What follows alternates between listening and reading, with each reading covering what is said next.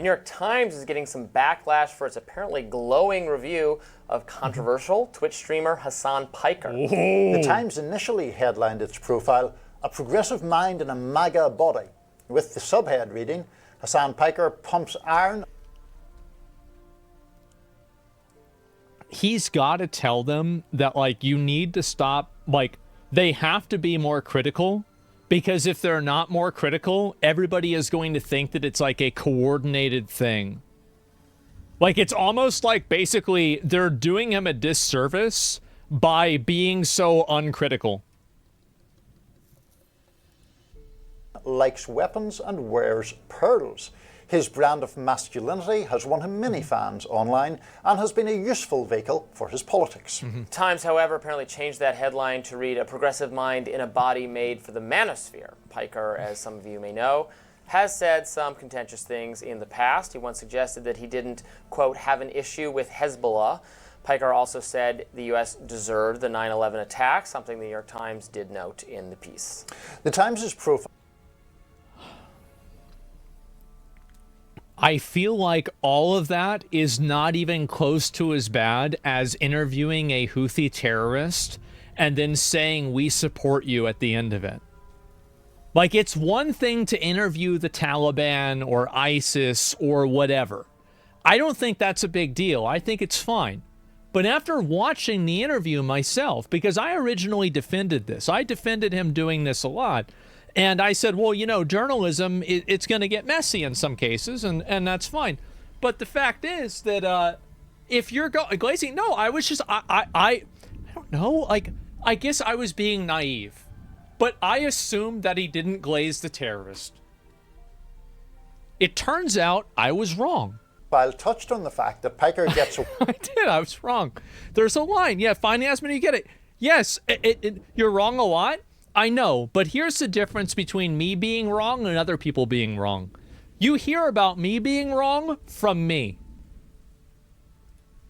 Way with things he says and does, like painting his nails or wearing pearls, because he has what one sociologist called jock insurance.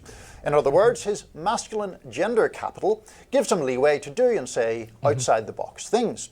The Times also... This is a general reality. You know, you could look at it like the, you know, halo effect.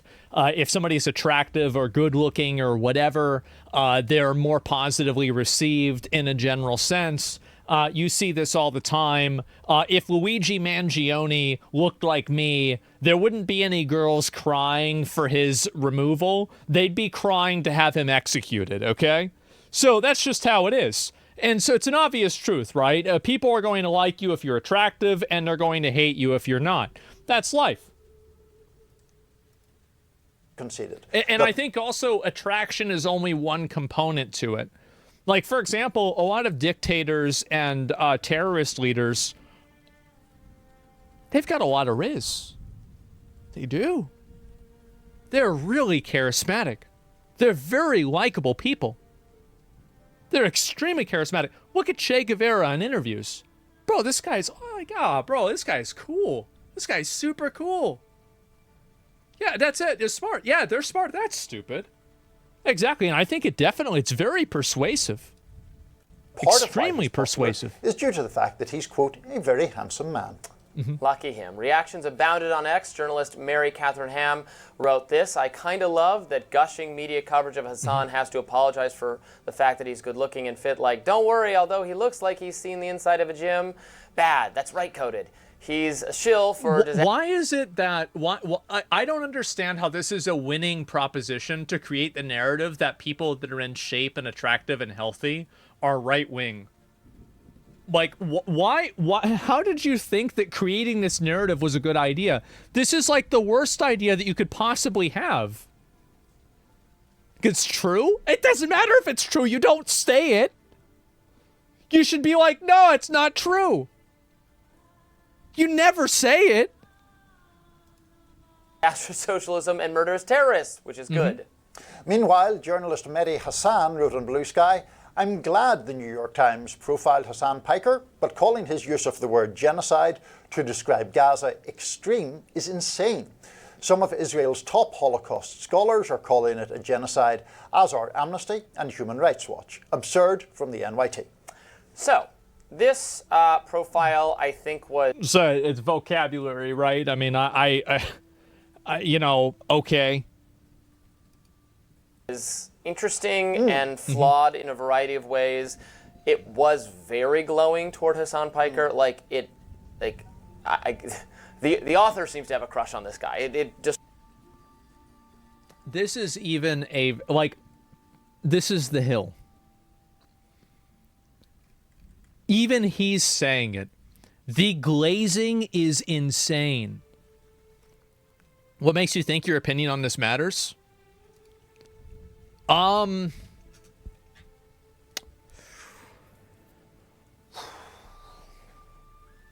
fact that you're asking me.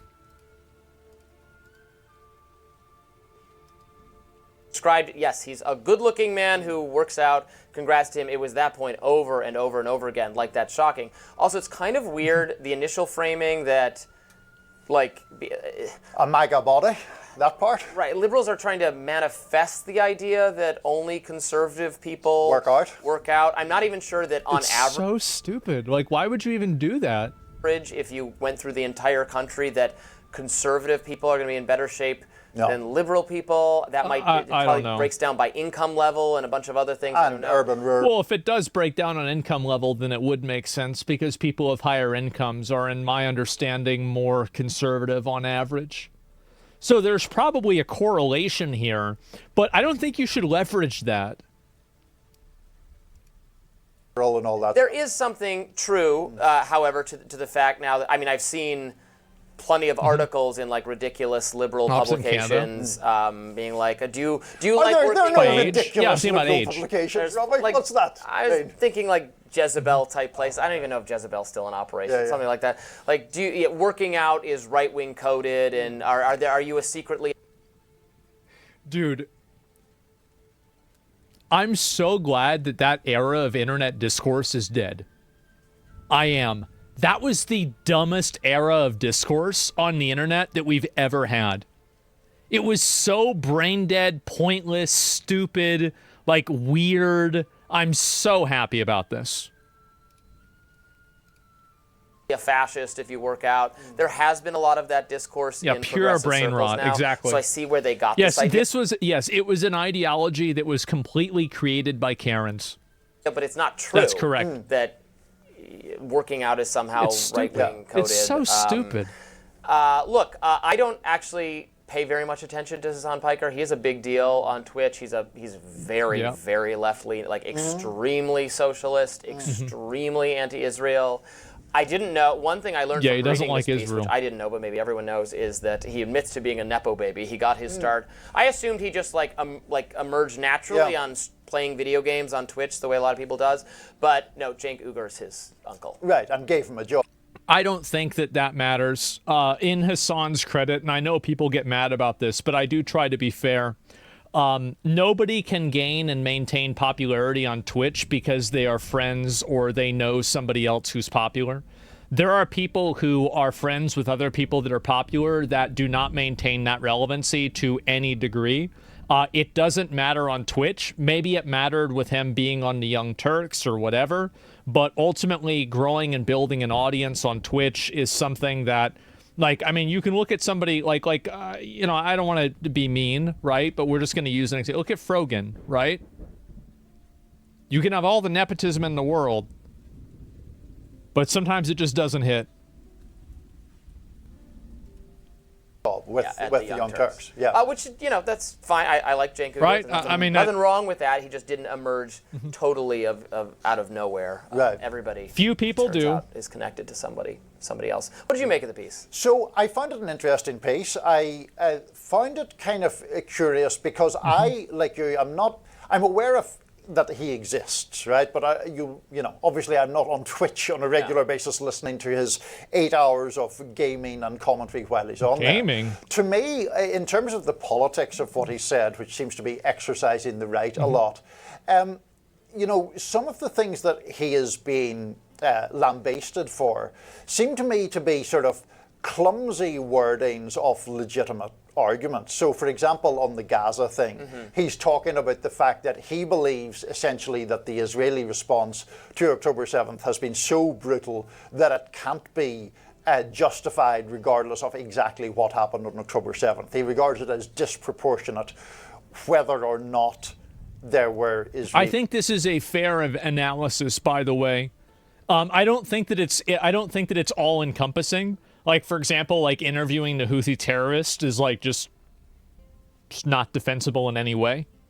But in general, I think this is true. And I think also I do this too. I think that anybody who live streams all the time does this, where like you're talking and you just kind of, you talk in like a hyperbole. People take it as that's what you meant, and then they get mad about it. Yeah, sure, of course.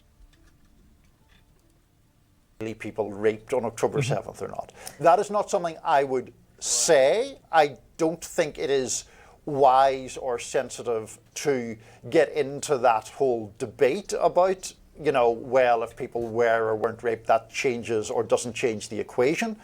But I see his central... It's a bad soundbite. It's definitely a bounce. It's definitely a bad soundbite. That's really all there is to it. I mean, it sounds really bad when you hear somebody saying that. The point is that the Israelis... And by the way, like, I mean, it takes one to know one. I get it. ...have gone in, killed people in the tens of thousands, and nothing can justify that. That seems to me to be his argument. September 11th, again, I would not say what he said. I'm not sure that it means that he should be, I don't know, exiled from Twitch or anywhere else. I certainly don't want him exiled from Twitch. I'm against censorship. He should... That's true. But according to the terms of service, the way that he conducted the interview and the way that he showed the videos of Hamas, I think it might have been Hezbollah, I don't remember exactly, and interviewing that guy, if you applied the terms of service, he should have been suspended for that. I'm not advocating for him being retroactively suspended for that, but if you look at what the rules are, he broke the rules. It's just a fact. Be able to say whatever provocative things just how it is. He wants. I do not think every criticism of what Israel does is necessarily anti-Semitic, and I'm always okay, what exactly did they say? Right. Never take their word for it on when that's being alleged. Now, all of that said, the things he's actually said over the years seem pretty incendiary to me. Again, I'm not clutching my pearls. Unlike him, I don't wear any, so I have none no to pearls clutch. to clutch. He just says some awful stuff. Well, I think like, Hezbollah he says really like violent stuff. He said like, I don't agree with Dan Crenshaw's views generally, but that he deserved to lose his eye and I deserve 9/11, and everyone who disagrees with him deserves to come to some violent end. And I think if right-wing people, and there are right-wing people who similarly do use insane. Who could that be? Who could that possibly be? Contrarian ways of speaking would not be not just lionized but lusted over in the pages of the New York Times, and so that there's something a little bit selective about what is a disqualifying way of making a provocative point. Right, and that thing about Dan Crenshaw, I wouldn't defend that in any way at all. And so this is, in some ways, the perils of discussing a person with whom I'm vaguely familiar. If our commenters want to draw my attention to comments like that one about Crenshaw or other things which are plainly... right, He's right. If you can't criticize the whole country, then we're at risk of losing freedom of speech. However, there's a large line that's obviously been crossed. Who the fuck thinks you can't criticize Israel? Besides people that are like the Israeli government. That's it. Nobody else thinks that. Right, we always want to go and check, well, what exactly did he say? I never want to rely on someone else's characterization, because a lot of those, sometimes they're unfair. Right. Even for people I still do think are like not good. Like Candace Owens, for example, said a lot of things I think are insane over the years. But people say, oh, she's, this thing she said was crazy. And they'll look and go, well, that's not, that is being not fairly characterized. It happens to everybody. It happens to us, I'm sure. No, and yeah, absolutely. And one of the conversations that I did see being seized upon was Hasan Piker talking about I can respect him saying that, and I wish more people, like, the way he said that is the way that I think about things, too. Like, that's really the way I am. It's like, even if you disagree with the person on something, there are still fair and unfair ways of characterization. Hezbollah. And as far as I could tell from what I read, his argument was that it's a legitimate resistance movement that has some political support in Lebanon, which the latter part of that is a objective fact, and that he was, I'm not even sure if it's fair to say defending them, contextualizing them in that way. Now, if he said something that was more endorsing of direct acts of violence, then obviously.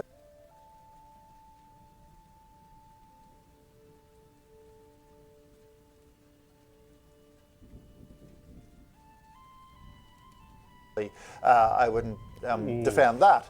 But it is, I think one of the reasons that I'm approaching this slightly gingerly is that one of the people who has been most vocal in their opposition to him has been Congressman Richie Torres, a Democratic congressman who has been at the absolute forefront, I would argue, of delegitimizing or seeking to delegitimize criticism of Israel that is legitimate by painting it as inherently anti-Semitic or whatever. That's true. He's right about this. Baldy's right.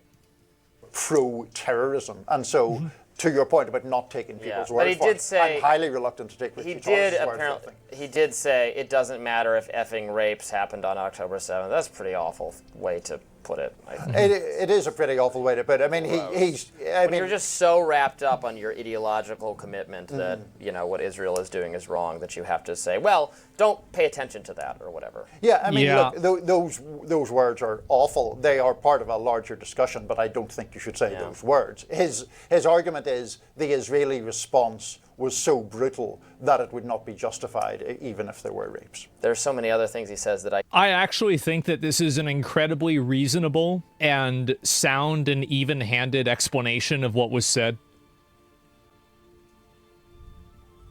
Yeah, I think this is actually a W for Baldy here.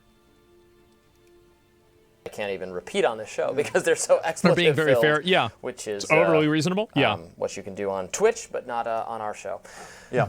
Interesting though that he does have a massive following.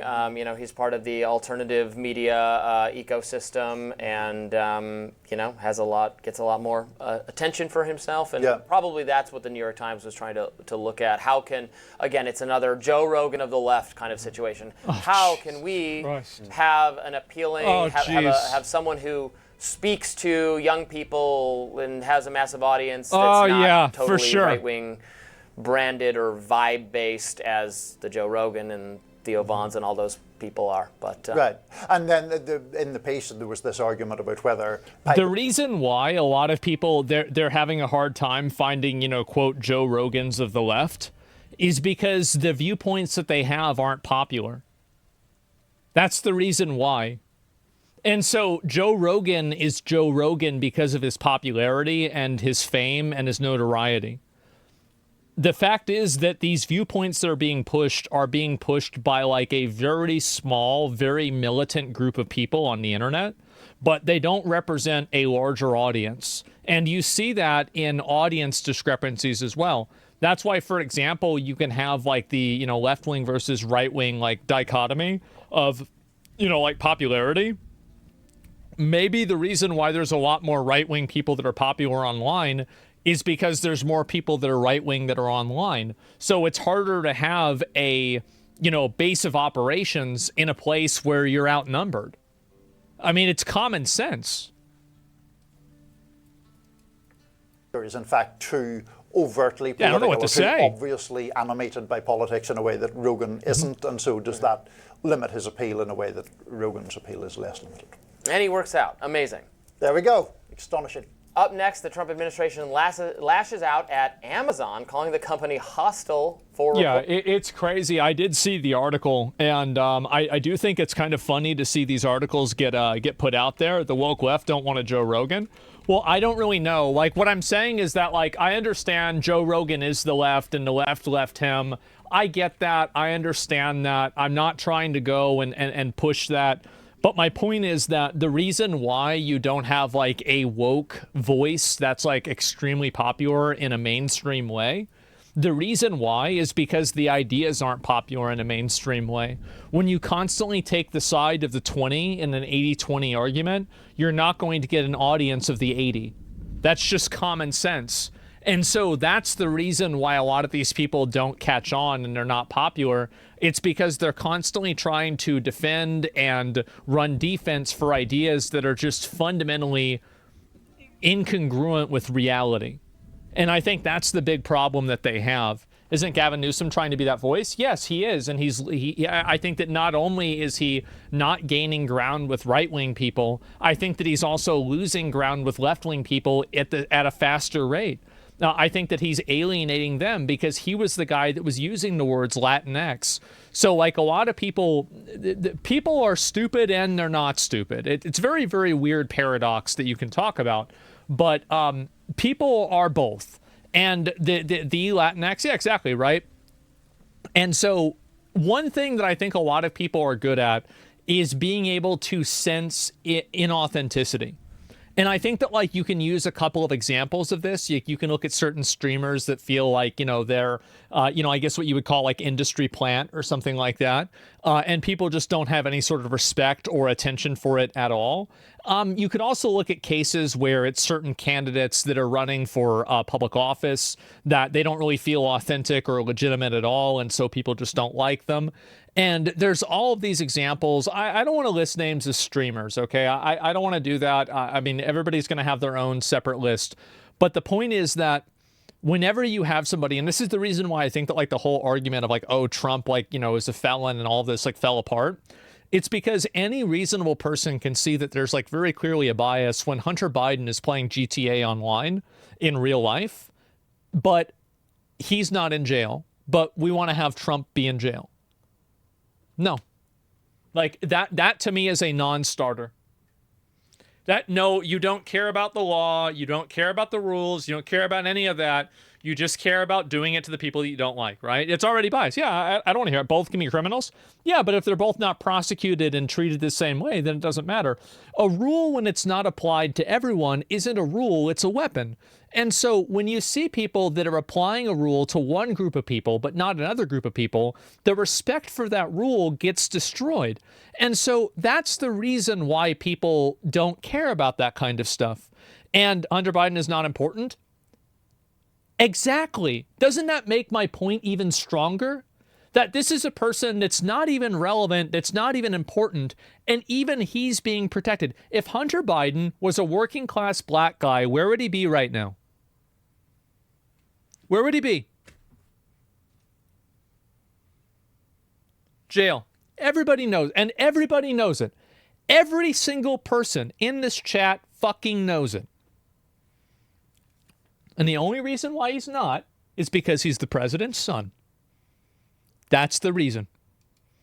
And no, I'm not going to respect any sort of arguments to authority or the rule of law when the person is doing that. If you really believe in this, then stand on it.